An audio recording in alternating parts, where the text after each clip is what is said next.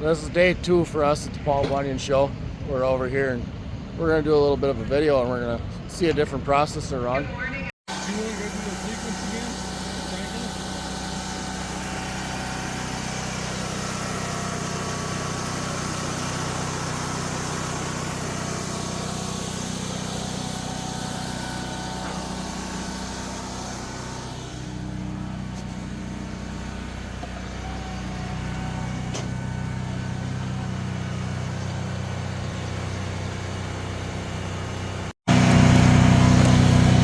So we're here at, is it Tajfun? Tajfun. Okay, so we're gonna see how this processor works. So we're gonna, I don't know, let's run some through it. Run some through it and see what it does. See if we can stub it out. All right, so this one's gonna do up to 20-inch diameter capacity. Real world, real logs, you can be 3 to 4 boards an hour. We generally tell people 3.5. Yeah. We've had people crowd more than that, but you know, I like to look at real world numbers. Yeah. So let's run some, shall we? Yeah. We got some hickory on here, let's get it.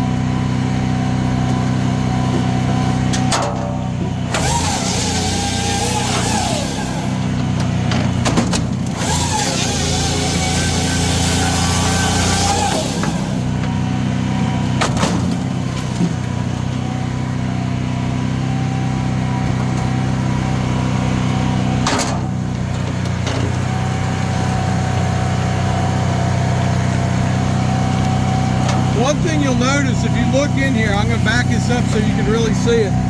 We've got the only hard stop in the industry that's also movable.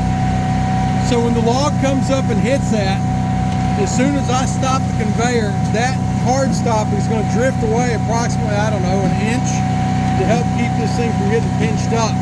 The other thing that happens is these silver paddles in here help cradle the log, and when I complete the cut, they allow the log to drop down the splitting chamber more favorably to help prevent jams. Does it mean that you can't have one? No, but it helps a lot.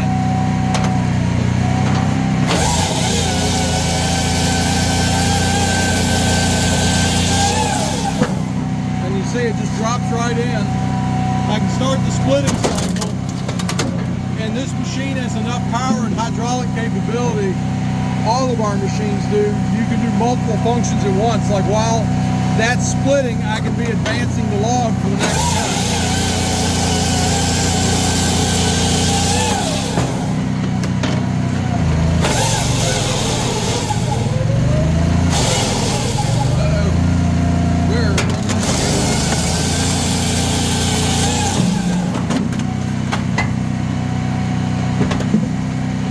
Now right there, so it tumbled down in there. Yep. This thing has a safety device. When you open the lid, all the hydraulic functions are dead.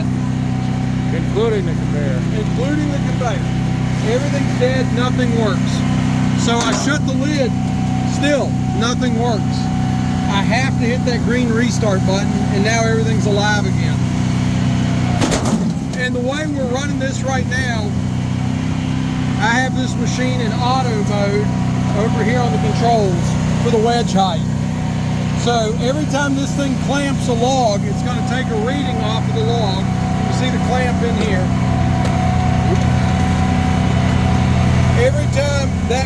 the log, it takes a diameter reading and automatically centers the wedge on the log height. And then when I put it in manual mode, if I don't want it automatically centering, I can adjust the log height, or the wedge height rather, right here on these buttons. Okay. The red button is what I like to call kind of a panic button. If you have something fall in, if you got a piece that's splitting funny and you realize it, you can hit that and it'll automatically retract. It'll stop all functions and really quickly reverse the splitting cylinder to clear any potential jam. So you've got a lot of safety features and a lot of automation in on this one that speeds it up. We could have fully automated this machine and made it to where you just push a button and walk away, but we didn't really want those features because for safety and whatnot, you still need to be able to sit in, you know, you need to be able to sit here and run this. And when something goes wrong, it's better to be here than to be absolutely 30, 40 feet away, because absolutely something breaks and it's just going to keep smashing until you get there. And as you've seen on this thing, the controls are pretty intuitive. Like when I want to advance a log on the conveyor, I push it in the direction of the wedge. Go. So it's going to take it toward that hard stop. And as soon as it hits the hard stop and I'm ready to cut, I pull it to me and I hold it until it's completed the cut. Then I release it and I just tap it forward and let it go and it'll split. And while it's splitting, I can push and advance it for the next cut. But if I need to, I can, you know, I can back it up.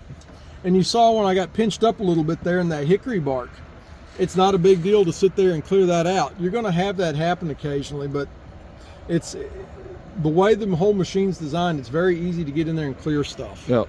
And I mean, perfect world, you're never going to get a perfectly straight, perfectly not free log. Not unless you pay a lot of money. Not unless you pay a lot more money for your logs. Yeah, absolutely. And then another... And firewood guys don't make a lot of money. No, then there goes your margin. There goes your margin. There goes your margin. And with this, you know, you can control the live deck from right here. You've got the hydraulics there to control it. I can control my belt speed for the conveyor. That's fully adjustable. I can either bring it to a dead stop or I can speed it up really quick. I can swing, this conveyor will swing 15 degrees from center, left and right. It's 5 meters long, so it's a little over 16 feet. If you center about a 14-foot, maybe 16-foot dump trailer or dump truck underneath there, you can pretty much windrow that whole truck without ever moving the truck. Yeah. You know, am I saying it's going to reach the headache rack and the tailgate? Not quite, but the pile, by the time it drifts, you're usually right there. And that's what my wife and I do with ours. We just let it windrow right into there. Yep. You can also adjust the height of the conveyor from right here, all without stopping your production. Yep. Everything there. Clean up at the end of the day. My wife and I like to take a leaf blower and blow everything out, or with this one where it has a sawdust extractor, you can just pick up the tube, the exhaust tube on there, and use that like a blower. Yeah, absolutely, absolutely. We blow this thing out. The cut length is adjustable from 9 to 20 inches. You've also got a ruler there where you can sit there. Right now they're in metric, but you can see how long your last piece is, so you know if you're going to have a little short piece, it's going to be hard to clamp. Yep. You just bring it forward enough to where it's at the correct length, cut off that little short piece, do whatever, you know, some people throw it in the firewood. Personally, I discard mine. Yep. I burn mine, those little short, stubby coal pieces myself. That's what I do with mine too, is all the short cutoffs go in my boilers. So. Yeah, it's, you know, basically my family, we burn all the stuff that we don't want to sell to our customers. Yep. Yeah. We always burn the crap. Yeah, exactly. You know, which makes less waste. Absolutely. Another thing I really like about these, you know, we run a 3/8 pitch chainsaw bar on here with full comp chain. That's Oregon Duracut chain. I'm going to reach in here and pull that back for you so you can see it. That's a Cannon bar.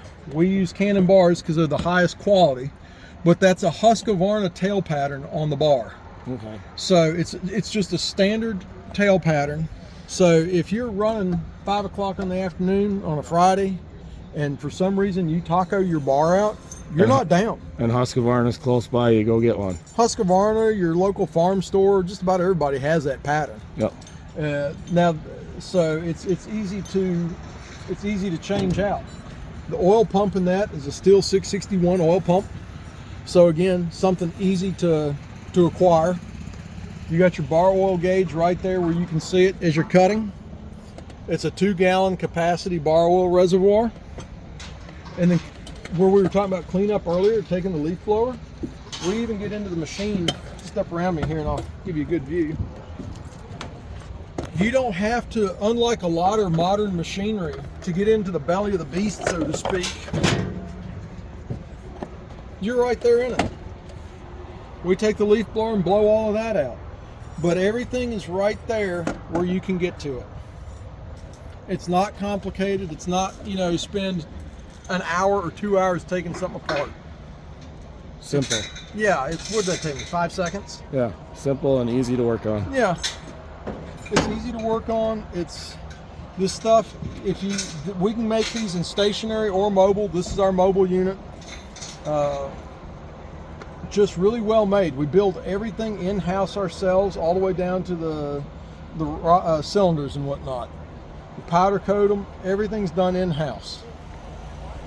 So, pretty simple. If you get a stationary unit, if you don't get one of the mobile units, all of our stuff is plug and play, meaning that you can start off with just the most basic of little log loader with the hydraulic roller table on it. And then 6 months later, you go, man, my business is really taking off. I really wish I had gotten a live deck. No worries. As quick as you can disconnect without tools the 4 hydraulic lines and move that log loader out of the way and set the live deck in and reconnect 4 lines, you're back to running. And they'll work with any of the machines. So it's not machine specific. All the accessories are, you can interchangeable with everything. Completely interchangeable. Which makes less inventory by having to have something different for every machine. Absolutely. And another thing with our log decks, like you were talking earlier, in your region up in the Great Lakes in Wisconsin, y'all do a lot of what we consider short logs, 100-inch bolts, right? Yep.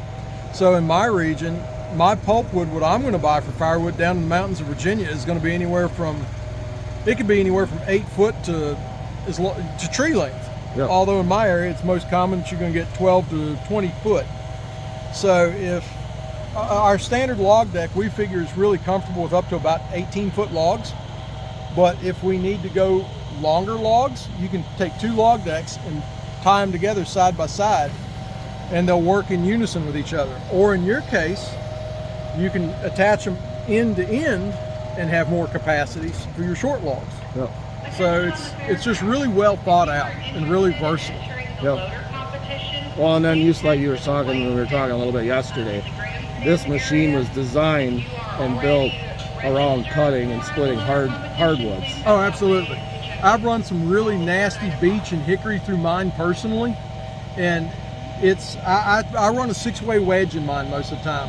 All these machines, when they come with a 4 and a 6, but you can put a 2, 4, 6, 8, 12, or there's 3 different patterns of 16-way wedge.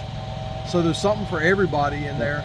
But 6 or 8-way, you know, really knotty hickory, maybe not on an 8-way so much. Not saying it won't do it, but you know, hickory's just kind of stringy. Yep. I run routinely knotty hickory and white oak and beech through mine a lot, and I'm running the 6-way the most. No problems. It's very, very seldom that I come across something I can't split. And you said you split cut and split sweet gum with this? I've split black gum. We don't have sweet gum in my area, but we have black gum in the mountains, and it's pretty much the same thing. Gnarly, nasty. Yeah, you just don't get the little spike balls with it, but it's just as nasty. It's hateful. Okay. And it goes right on through it. Well, thank you very much. Hey, thank you. So, I hope you all liked it, because I actually had fun seeing it. I mean, it's a single joystick. It's not 20 different levers that you got to try to figure out which one does what. So, thanks for watching. We'll catch you on the next one. Bye.